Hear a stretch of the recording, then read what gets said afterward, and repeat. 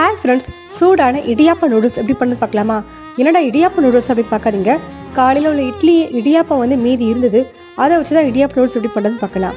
First என்ன போடணும், கடுகு போடணும், கடலைப்பருப்பு போடணும், 2 பெரிய தக்காளி அந்த இடியாப்பத்து கடவுள எடுத்துருந்தேன், 2 பச்சை மிளகாய் காரத்துக்கு எடுத்துருந்தேன், அதில் மஞ்சப்பொடி, பெருங்காயத்தூள் இதெல்லாம் போட்டு கிளறியிருக்கேன். இஞ்சி பூண்டு பேஸ்ட்டும் போட்டிருக்கேன். அந்த இடியாப்பம் உதுத்துருக்கேன். காலையில் உள்ள இடியாப்பனால கொஞ்சம் ஹார்டாக தான் இருக்கும். அதை உதுக்கிறதுக்கு கொஞ்சம் டைம் ஆகத்தான் செய்யும். உதுத்த பிறகு அதை கிளறதுக்கு ரொம்பவே நேரம் ஆகத்தான் செய்யும். சிம்லேயே போட்டு நல்லா கிளறணும்.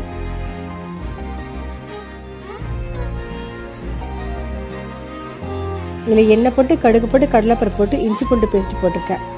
காரத்துக்கு 2 பச்சை மிளகாய் தான். இதில் தூவி ஆனியன் ஜூஸ் போட்டிருக்கேன். இதுக்கு பதிலாக நீங்கள் கட் பண்ண வெங்காயம் கூட போடலாம்.